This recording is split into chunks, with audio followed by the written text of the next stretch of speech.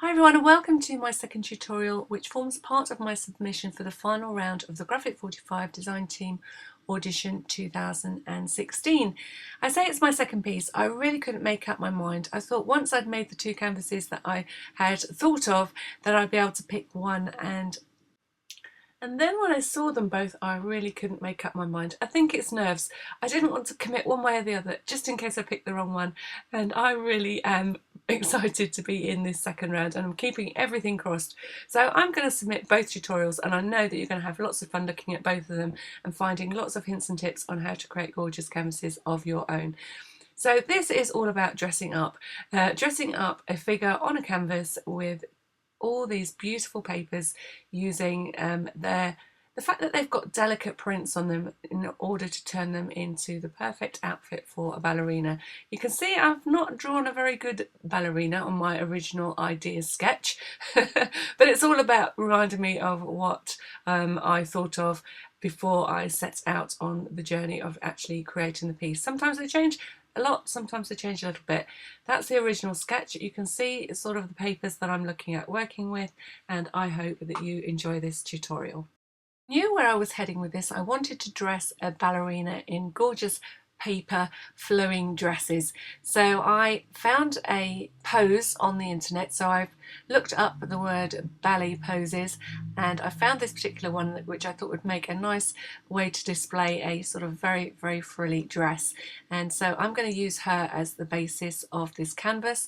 So that way I don't have to draw her. I won't end up with a misproportioned dancer or spend hours on the actual drawing of the dancer when I really want to get down to making her clothes. This is really going to take you back to your childhood if you're fond of dressing up paper dolls or making clothes for your Cindy dolls. This really is a fun canvas to tackle. So I want to put her into a circular frame, and I'm going to be using this plate, which is the right size. Excuse all the going out of focus, and a little advert for IKEA here. I never spotted that until I've watched this back on camera.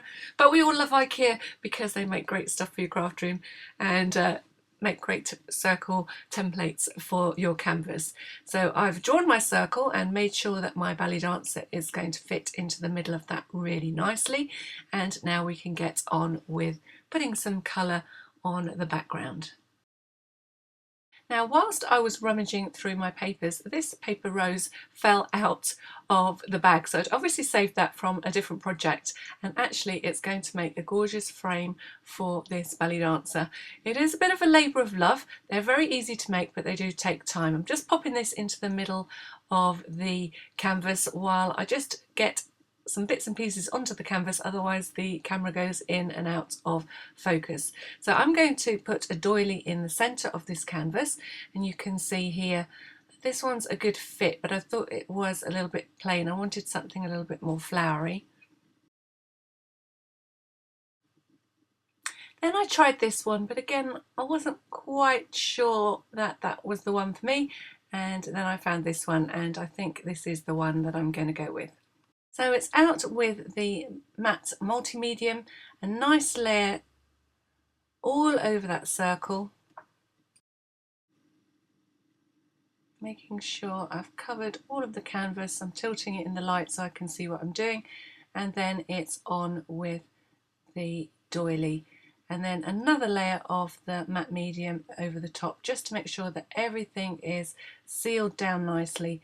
And the more that you seal this down, the nicer the effect's going to be once you add the paint.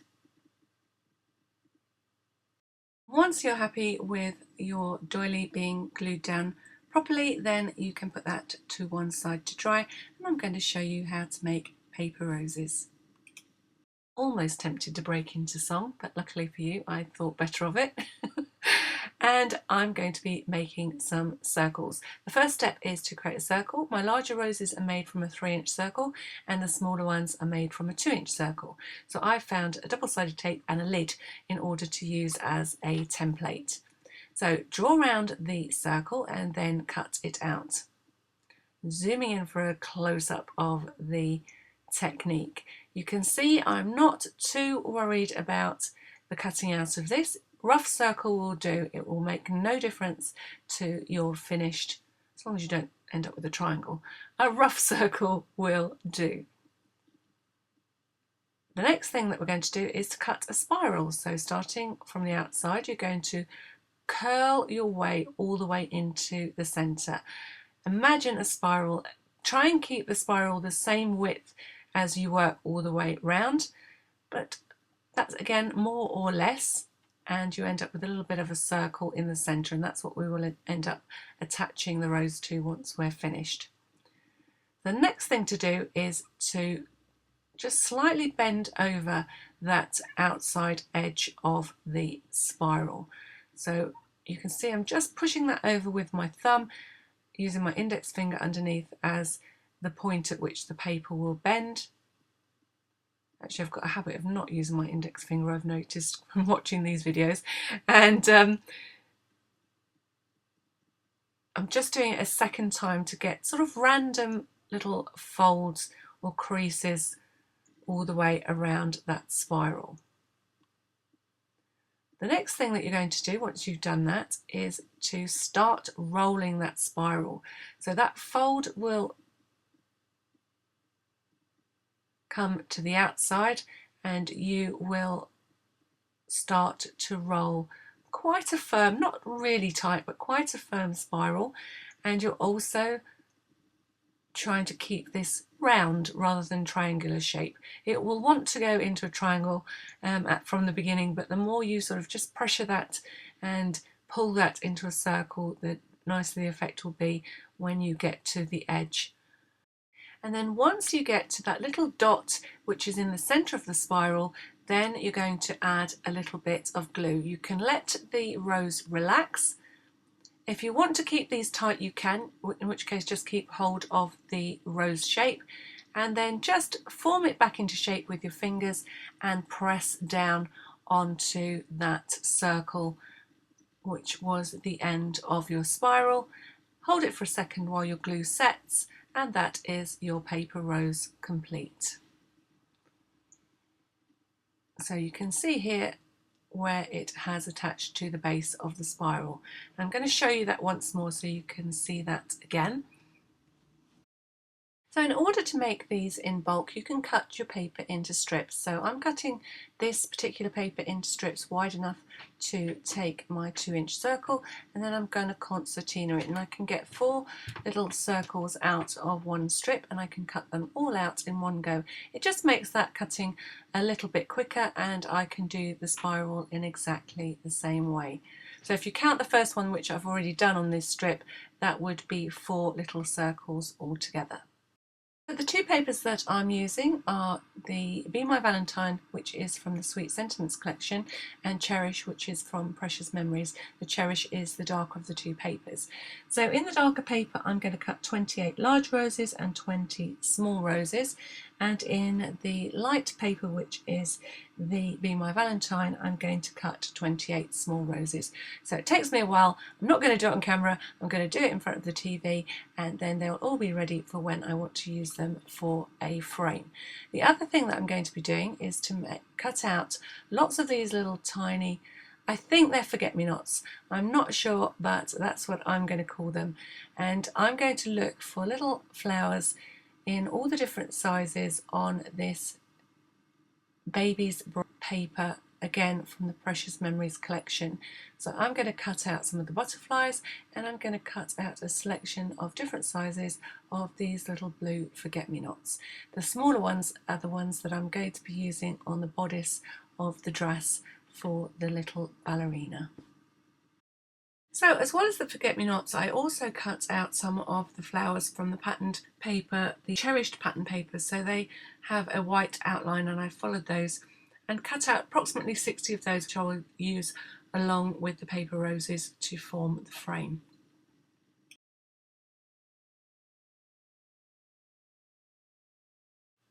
So you can see how busy I've been. I've made roses handfuls and handfuls of roses. You can see I've started to have a look at what they're going to look like on the frame of the canvas once I attach them. You can see the pink flowers that I have cut out from the Cherish papers, and I've also got a handful of the little blue forget-me-nots. So here you can see everything, all my hard work, all ready and waiting to be added as embellishments to this canvas. And that's the beauty of Graphic 45, always something gorgeous to fussy cut and embellish your projects. So I've had a rummage through my acrylic paints and picked a few colours that I thought I might want to use. But in the end, I go with the turquoise, which is the paint that's in the tube, and white. And they're the two colours that I'm going to use to make a lacy background using that doily for texture. So starting out with a base coat of the white acrylic, I'm going to show you too much of this as it makes my camera go a little bit loopy. And once I've put down that coat, I am drying the layer thoroughly. And you can see the texture of the doily as I dry this canvas off. So the next thing I wanted to do was reveal the texture of the doily. So I'm just using a piece of paper to make sure my finger is nice and dry, and the tiniest amount of paint on my fingertip, lightly brushing it over the texture of the doily. Now it was as I was working this technique, I actually didn't like the look of the blue on the white. So you'll see that I give up on this very quickly. I think it's looking a little bit too messy for what I want, and I change tack and go with a blue background, and then I'm going to pick out the lace detail with white. So at this point I decided no, don't like that, so I added a little bit of white onto my brush and started to blend that turquoise into the doily itself. So this time I'm getting rid of that texture and just covering the entire area with this pale turquoise. I always like to leave this in because I think sometimes when you make things you put a lot of pressure on yourself to get it right first time, and it's not always the way. And it's okay if you decide, you know what, I don't like that. Trust your instinct and change it up a little bit, and soon you'll have something that you do like. So I want to now make the background into a pale blue, and then I'm going to pick out the detail of the doily in the white. So whatever colour you decide to do if you're trying out this technique, make sure that that layer is nice and dry before you move on to highlighting the texture of the doily. So I'm just giving mine a blast with my heat gun, and then I'm ready to add the white. About the paint that you're using in order to reveal the detail of the doily. If your paint is very runny, it may be that it's not high in pigment and it doesn't work very well for this technique, and that's what I was finding with this white paint. So it wasn't picking up the detail, so I started using my gesso, which was a little bit thicker and easier to put on lightly over those raised areas of the doily. So keeping my finger very dry and the lightest of touches. And then once you're happy with your doily reveal, you can put that to one side while it's drying, and then pop a piece of Cherish paper into your guillotine and cut 4 2-inch strips. Now this measurement all depends on the size of your canvas. My canvas is 12 by 12 and is 1 inch in depth, so I'm cutting some 2-inch strips so that I can wrap those pieces over the edges of my canvas. I'm using a normal PVA glue to do this. You could use a matte medium if you want to. And rather than place your paper directly over each edge and having the joins at the corner, I'm going to join my strips at the centre because I know that they're going to be covered by roses, so I want to keep my corners as neat as possible. Now as you go around the corner, you're going to need to snip the paper in order to be able to fold it over the edge of your canvas. You can see here that I've roughly got a ½ inch over each side of the canvas, front and back. So take your time, try and keep your paper strips straight and make sure they're well stuck down to the edges of your canvas. Now, as I work my way around the corners, I am trimming off a little triangle as I wrap that second piece around. You can see I've just snipped off the corner. It just makes for a neater finish as you wrap the second piece of paper around the edge or around the corner of the canvas. It almost makes like a little mitre at the join. So trying to keep your papers nice and straight so there's an even overlap front and back. You'll get a nice neat finish on your canvas.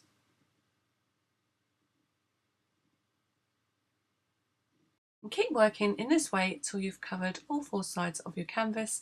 Don't forget to snip those corners as you go.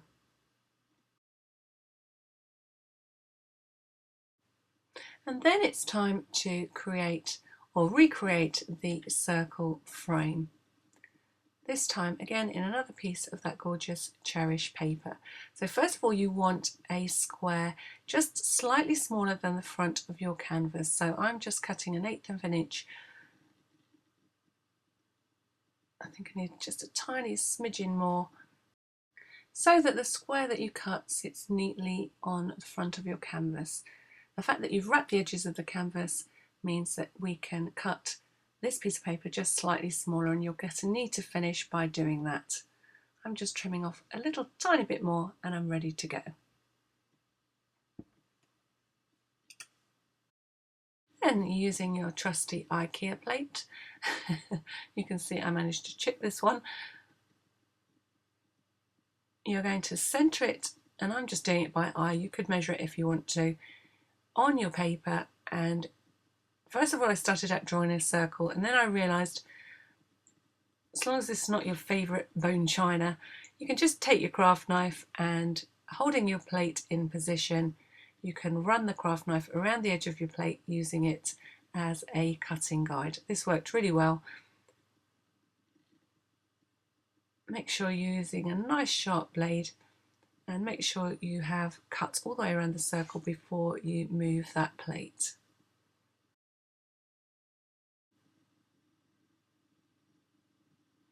And that worked really well, and it also gives us a circle to create the skirt for our ballerina. So put that circle to one side, don't lose it, and then you can glue this frame into position, and now we've got that gorgeous doily texture framed by this really pretty flower pattern, ready to add those gorgeous paper roses. Now how pretty does that look?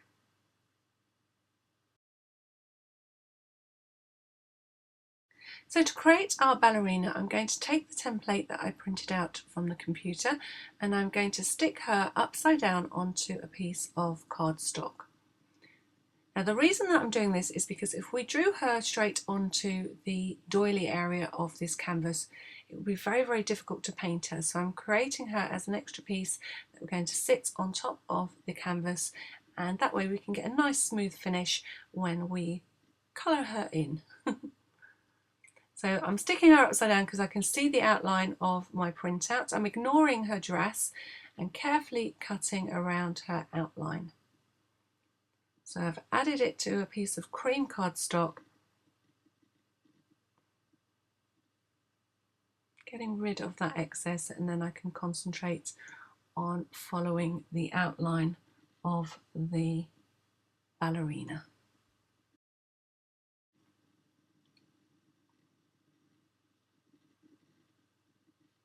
And then once you've cut her out, you can just make sure she is the right size to fit inside your frame before you go any further. And you can see she's going to be perfect in the middle of there. So it's time to give her some skin and then we're going to dress her. So really you only need to paint the portions of the body that actually show, which are the bottoms of her legs and her arms and face. But it's much easier to colour the whole thing and then nothing will show if you've not quite painted far enough up when you come to design her outfit. Now once you get the knack of making this outfit, I'm sure that you're going to have a ton of fun, and it already gave me lots and lots of other ideas, creating dancers or ballerinas or just people with paper clothes, and graphic 45 prints are just perfect for these, and I'm pretty sure you could do a pretty good natty gentleman with some of those gorgeous checks. For instance, good old sport, that would be a perfect one. Perhaps you could create a golfer in +4s. Now that would be fun. Now you can see that I'm only using 3 colours. I've got the sort of off-white cream colour, a peachy colour and a brown, and I'm using those 3 colours in little combinations to make the browner tone for the shading and the cream tone, or the slightly lighter pale peach colour, for the highlights. So I've decided the sun is coming from her, sort of the direction she is looking, so it's falling onto her face and all the top areas of her limbs, and that throws the bottom parts of her limbs into shadow. And really that's enough detail for this little ballerina. So remember, as you're watching these tutorials, these are all about giving you lots of ideas, lots of hints and tips on how I create a particular look, so that you not only could recreate the project that I'm showing you, but you could also go away armed full of inspiration and ideas to create different canvases, but inspired by the work that you've seen. And that really does please me when someone says, oh, you gave me this fantastic idea, or I've tried this technique but I also did this. And that is really the best thing that you could ever say to me, because that's what this is all about, giving you information about how things work and then giving you some inspiration so that you can go off and enjoy the process of creating. And I know that if you're a Graphic 45 fan like me, that as you see this dress come together, you are going to be chock-a-block full of ideas, all inspired by those gorgeous papers. You could make a gorgeous witch's outfit or something really Christmassy, and you could dress to your heart's content. So big girls dressing up, no longer playing with Cindy dolls. And I would look forward to seeing all the different things that you come up with. So now for the tricky bit. I always leave the face till last because it's not my favourite. Not the world's best face painter. Wish I was. There's some real talents out there at drawing faces. Mine are a little bit hit and miss, and I think I do okay on this, but I think it could be a little bit better. I've got so critical of it now that I almost have palpitations when I start just trying to shade the shape of her face. The beauty with paint is if you don't get it right the first time, you can paint over it and start again. But actually, as I'm watching it back, it doesn't look too bad so far. Nothing too monstrous. Although I do wish that I'd given her a little bit more definition in her profile as I cut her out. It would have made my job a little bit easier adding the details. By adding all that shading, we've really given her some definition so that she is looking more 3D and less of a flat piece of cardstock, and she's ready to be dressed.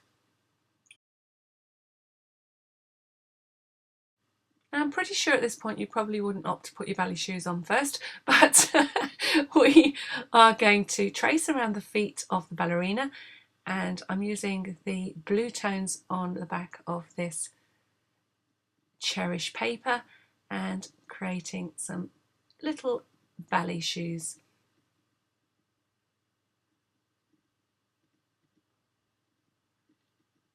So there's one, just removing a little bit of the paper from the back of the shoe.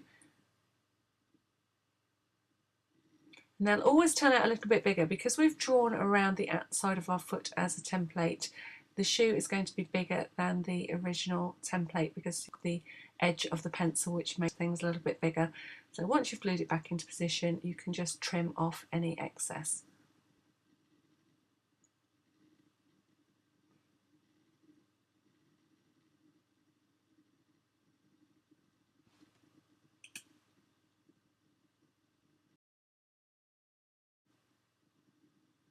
So as soon as I saw the circle that we moved from our paper to create our frame, I knew the way ahead for making a skirt. I've done a little bit of dressmaking in my time, and I know that you can make a very full skirt out of a circle, and I'm going with a half circle for my ballerina, as we can only dress half of her because the rest of her is on the canvas. And then I'm just trimming down that half circle till I get the right length for my belly dress. So if you want to just check where the waist is going to sit, fold your circle in half and just take out a little notch at the waist and remove the edge of the circle until you're happy with the length of the skirt. I'm also going to add a little bit of lace, so I've used my scalloped edge scissors to give me a fancy edge at the bottom of the skirt, and then I'm adding a little bit of double-sided tape ready to take some pretty white lace, and I just want to create a little half circle where, actually it's a bit more like a triangle, let's try that again, and just a little notch where her waist is going to sit. So the next thing that I'm going to do is to take this little fine lace, and you do want this to be fine for this job because anything too thick, it won't fall nicely as we start to pleat the skirt. So it's a very delicate nylon lace, and I'm just giving it a little pleat every 1/4 of an inch or so and following the edge of that circle, and then trimming it off, and you can see it's already starting to take shape.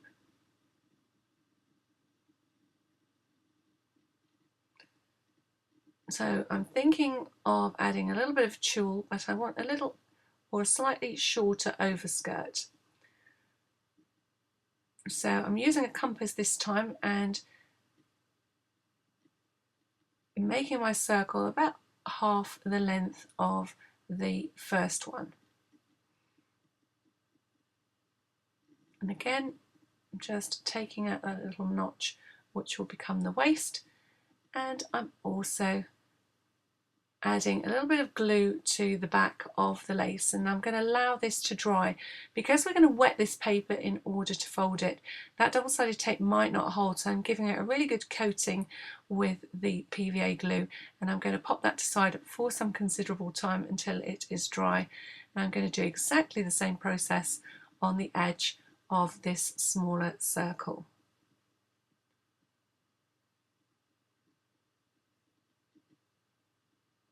So again, adding the lace.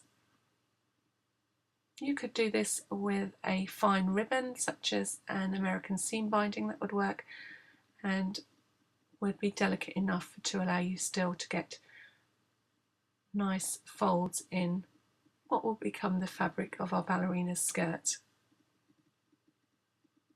Again, adding that glue and putting it to one side to dry. Once the glue is dry, you can add some glue around the top of the skirt and join that to the waist of the bottom layer of the skirt. And you can see this is starting to take shape already. Again, you want that to be nice and dry before you move that on to the next stage.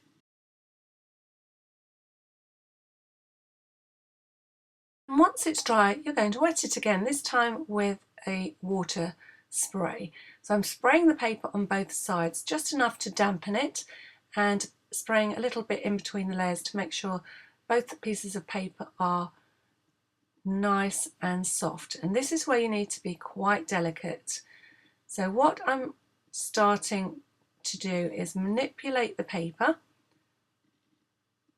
So you don't want to actually fold it, you want to create ruffles rather than folds. So spend a little bit of time just gradually gathering this skirt together. And this is what would happen if you took a circle skirt and popped it on and the fabric was nice and soft. It would fall into natural folds to create a full skirt. And that's the kind of look we are trying to achieve with our paper. And by wetting the paper, it allows us to manipulate that paper into those folds. So I am folding over the two outside edges, and that will mimic the fact that the skirt is in all likelihood wrapping around to the back of the ballerina.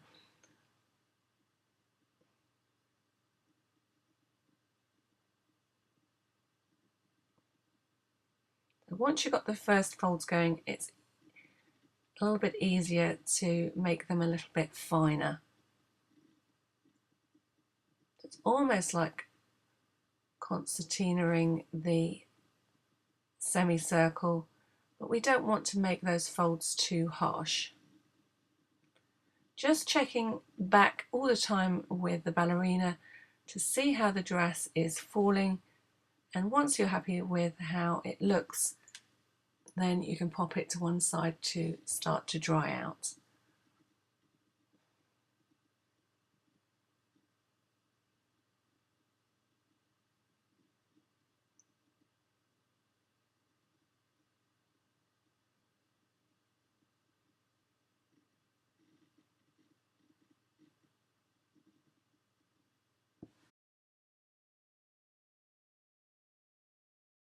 Now the next thing that I'm going to do is take this little piece of tulle ribbon and create an overskirt, and you can see on camera it's practically invisible, so I'm really going to tell you about it rather than show you. I'm folding it in half to create a double layer, and then I'm going to put a running stitch across the top to gather it around the waist band of the skirt. So as you gather up the tulle, just keep checking back every so often to see once you've got enough, you can trim off the tulle and tie off the gathered thread.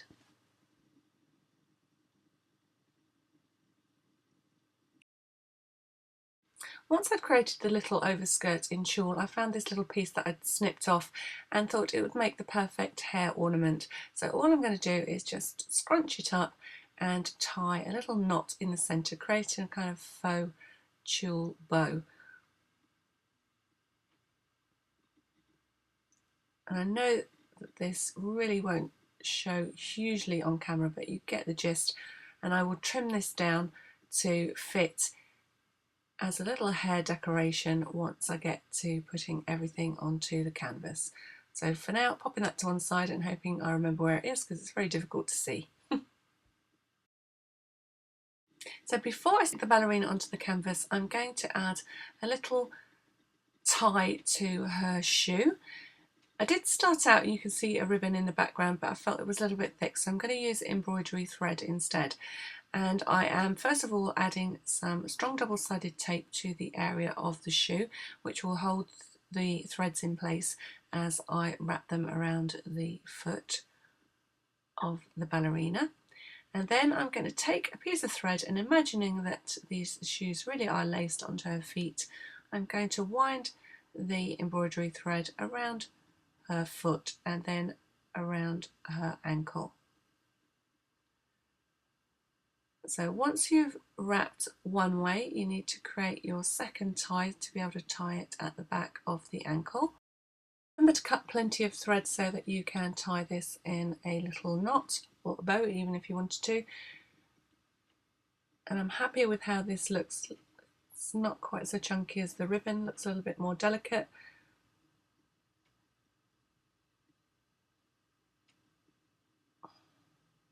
And then because this is coming from the other side of the shoe, I'm just going to cut a little slot at the very edge so that I can poke that thread through.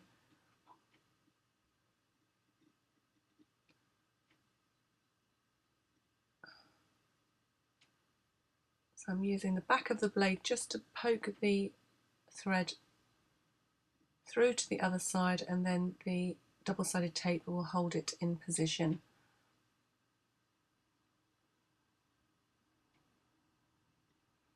I'm just disappearing slightly off camera here. Always happens when you're doing work that's a little bit fiddly. You bring it towards you, so either my head pops in or my hands disappear off the bottom of the screen. And I think you can see exactly what's going on. So I'm bringing this round to tie at the back of the ballerina's leg.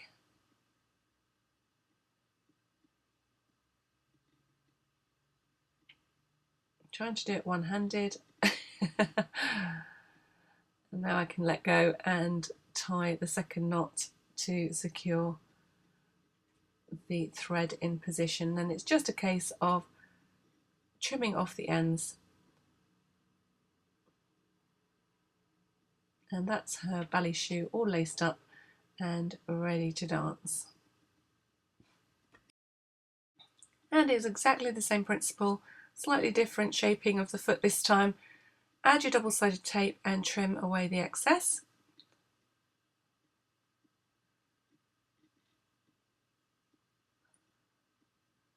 Remove the backing of the tape, secure the thread in position, cross it over the front of the foot and then a couple of times around the ankle, and then from the opposite side crossing over the foot and around the ankle to tie at the side.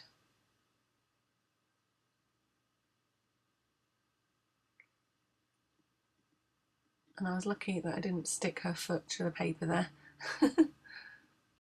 Quite often you will see me add shadow once I've stuck the papers down onto any particular project or canvas that I'm doing, but this time I'm going to do it in a slightly different way. So I'm very lightly just marking the position of the ballet dancer or ballet dancer, not to be confused with belly dancer. And then I'm going to use my Pitt pen. So I've got this lovely light turquoise colour and I'm just going around the outline that I've just drawn and creating a little bit of shading around where the ballerina will be. So this way I don't get any on my lovely paintwork of the ballerina, yet I get a bit of definition once I put her onto the canvas. Now the Pitt brush pen works because it's not sinking into the paint, and whilst it is wet I can smudge it out with my fingers, but once it's dry, that's it, it's there and it's permanent. You can see it just gives her that little bit of shading that lifts her from the background. Actually, if you wanted to, just thinking about it now as I edit this, you could use the same principle if you wanted to create a kind of spotlight effect and do some rays coming out from the back of your subject, whether it's a dancer or just a figure on your canvas. Might be quite a nice effect. So then I'm just gluing her down. I'm not going to mat her with foam tape because there's going to be lots of dimension in the dress, so I'm going to keep her actually flat onto the canvas. So here's our dress drying out now, and it's dry enough that I can safely stick it to the canvas. So I'm adding the glue to the edges of the dress and to the folds where they will touch the canvas, and then it's just a case of arranging those little pleats how you want them, making sure it's sitting nicely on her waist, and suddenly she has a gorgeous skirt and is starting to look fabulous. I'm going to attach the tulle with a little bit of double-sided tape.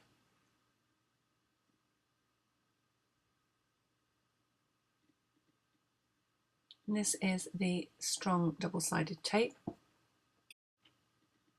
And then that will hold that very delicate tulle in position.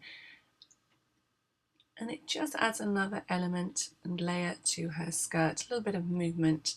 And now we're going to use those teeny tiny flowers that we cut out so patiently to create a stunning flower encrusted bodice. So I'm just tucking the tulle under the edges of the dress so they look like they're wrapping around her body, and then giving myself a little guide to the shape of the bodice. And then it really is a simple task of picking up the flowers and the size of flowers that you think best suit the shape of the bodice. And Graphic 45 papers are full of little details like this. Check out all their pattern papers and see which are the elements that you could fussy cut to create something entirely different. I wanted a slightly smaller little forget-me-not for that area.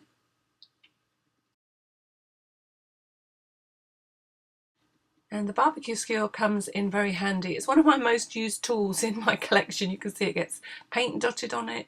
it gets to pick up gems and pearls, and and it gets to help me when your fingers are just that little bit too bulky to get into those hard to reach places.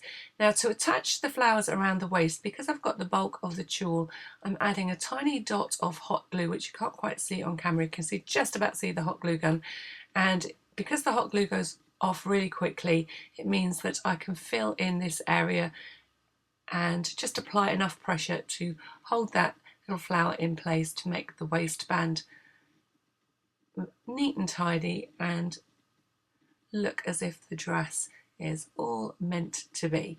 I did think I might add some of these little flowers, and you can see that I'm having a little play here, and this is where you get to be the designer. You could do all manner of things to embellish these dresses once you know how to make them. So trimming down that little piece of tulle and adding a little flower into the centre, again using the hot glue gun, and that finishes off her outfit nicely. Picking out some of the flowers on the bottom of the skirt.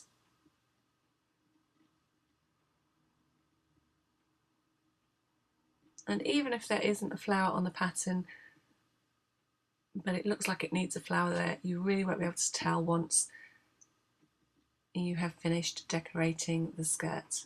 So picking out the smaller flowers here to do this.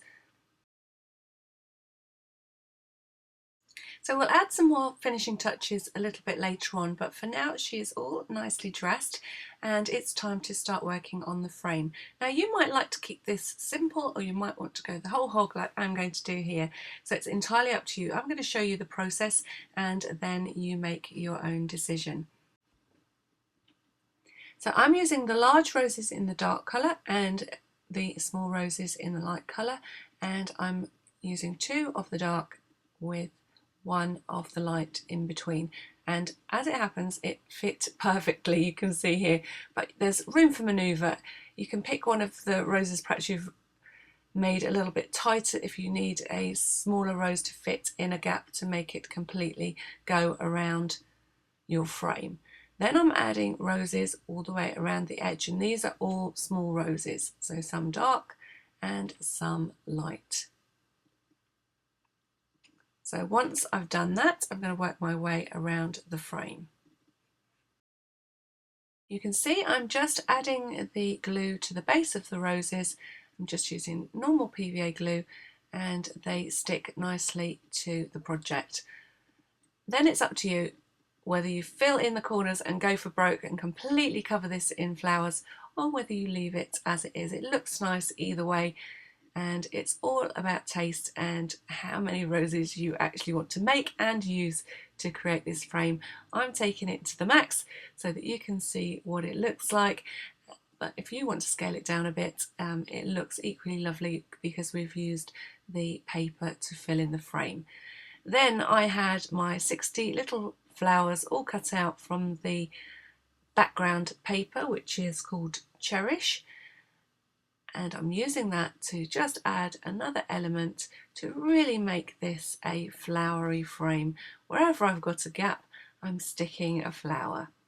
You can see that I've cut them and shaped them so that they look delicately dimensional in between those paper roses.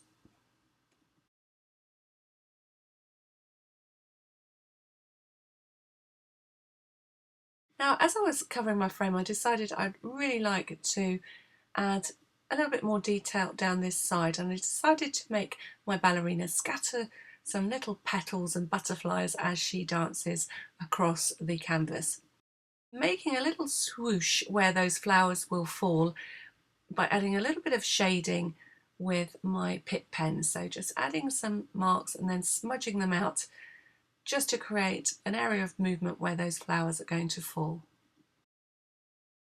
Now, to make my ballerina stand out even more, I just took a fine liner pen and gently edged, and I'm just following the very edge of the paper because this is made out of card. You've got a little edge that you can just trace around, keeping it nice and light, but it just picks her up a little bit more from the background. Now this is a tricky bit. I am adding some details on the face. It did take me a little while to get it right. Actually, it looks fine to me the first time round, but in real life I really did mess about with this, and until I got a little face that I liked. Told you, a little bit squeamish about doing faces.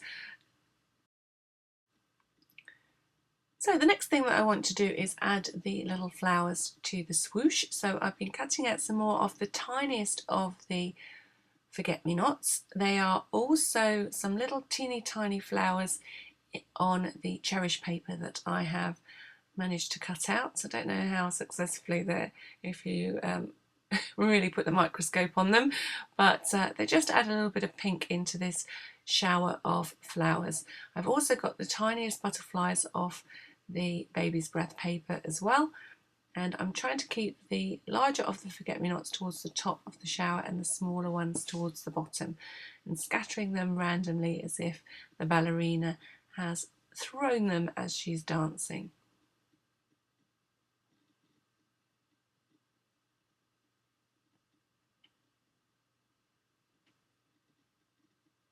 Keep trying to put that butterfly in her hand. But would it stay there while she's dancing? I don't think so. Next I'm adding tiny dots of baby blue sparkle into the centres of those forget-me-nots.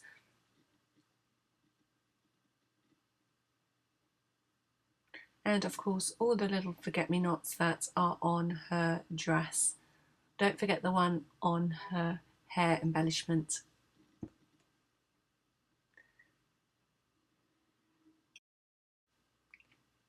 I'm also adding a few little dots of sparkle around her dress, and I've added some gems to the centre of the flowers around the frame, which you can see here. I didn't let you sit through all that. It's a bit like watching paint dry. So I've added teeny tiny gems in the blue to the centre of the smaller flowers, and I'm just brushing the edges of the tulle with the stickles just to add a little bit of sparkle to the edge, as well as a few dots of sparkle in amongst the frilly tulle. So sparkle, but sparkle with restraint. I also add a little bit of glossy accents to the butterflies. Now it's time to add the quote. Or not, it's entirely up to you. You could actually add the name of perhaps a little ballerina that you might want to give this canvas to. That would be a nice gift and adornment for any little girl's room. So I'm going to be adding this quote: "When life is stormy, learn to dance in the rain." And I am now scribbling on the back of that quote that I've printed out on my computer to the right size, and I'm scribbling on the back with a grey chalk pencil, or pastel pencil by Faber-Castell, and that's going to allow me to transfer this lettering onto my canvas. You could use lots of different methods to add a quote to your work. I mean, I could have printed this out in a pale blue cardstock and I could have just stuck it onto my canvas, or I could perhaps use stamps in order to get this quote on here, but I'm going to go for writing it on myself, but cheating by, if I can get this to sit in place, cheating by creating myself a little template to start with. So once you've got your quote where you want it and you're sure that it's all straight, take out a ballpoint pen, and you really do need to use something that's got quite a firm tip, so you could use a hard sharp pencil if you wanted to, and just trace over those letters to transfer the lettering onto your canvas. And this will give you a guide, if your handwriting is not brilliant, which mine isn't, to get lovely a hand finished touch, but it just has a little bit more professionalism about it if your lettering is fairly good. Now, I did have a go at this originally and used a pen that was much too thick for what I wanted, so I just painted over the whole thing, and this is me starting again. So I literally just painted everything back to the blue, rubbed it over with the white again, and now I'm using a fine pen to trace over my lettering, and I'm using wispy strokes in order to do this. keeping it nice and delicate, and once I've done this, I'm actually going to add another colour.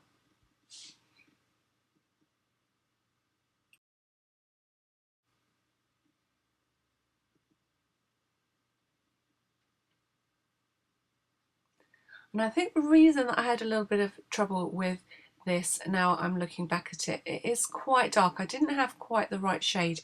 I would have liked perhaps a softer brown, and I just didn't have a fine enough pen in the colour that I wanted, but I'm going to show you a little trick if that happens to you. So once I've got my lettering in place, making sure that the pen that you've used is permanent, I'm just washing over the whole piece with some white paint and then dabbing it off. I've made a real light wash by adding plenty of water into my acrylic paint, and I'm just going to build up those layers just enough to knock the lettering back a little bit. Now you need to make sure that your pen isn't water-based, because if you try this and it is, then you will make a mess and have to start again. Now I'm coming back in with the blue, which is again having the effect of just softening the look of the lettering. And because the whole look of the canvas is quite soft, I needed to be able to get my lettering to be legible, but not too in your face compared to all the pastel tones that I've got going on. So there we have it, the second canvas tutorial is complete. I hope that you've enjoyed this, that it inspires you to get creative with the Graphic 45 papers and to make something like this for yourself. It doesn't have to be the same, but I hope I've given you enough hints and tips about technique that you could get designing all for yourself. So I'm really happy with how this turned out, really girly, really fun to play and make all of those paper roses, all the dimension and elements. You can use all of them or you can use some of them, it's entirely up to you. Love how this dressing up technique worked out, and you can see that one thing in a paper collection will lead to another, and this is exactly what happened to me when I was making these two canvases, and I made other elements in the same paper collections, whether it be a video case storage box, a little trinket box, or a card. You can get creative in so many different ways when you invest in a Graphic 45 paper collection, and I hope that I've shown you how Graphic 45 inspires me in these two tutorials, and I hope that you wish me luck. You've already given me tons and tons of lovely comments, and I really do appreciate your support. A big thank you to Graphic 45 for this amazing opportunity. I'm keeping everything crossed, really heating up now. Good luck to everybody else that made it through to the final 30 of the Graphic 45 Design Team Audition 2016. I look forward to seeing what everybody creates. Until next time, thank you for watching.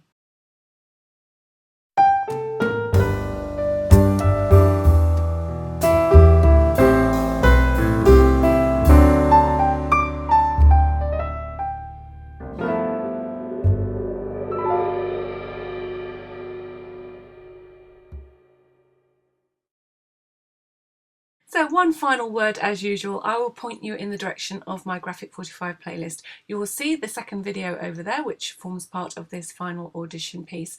Something completely different, a whole new look inspired by a different paper collection, Voyage Beneath the Sea. Also over there you'll see other projects that I've made, either for audition pieces or just general crafting things that I have made using and having been inspired by Graphic 45 papers. There's a tour of this little project, which was one of the first pieces I made for my very first audition. This is audition number 4, so I really need you to keep everything crossed for me. Good luck to everybody else, and thank you again to Graphic 45 for this amazing opportunity.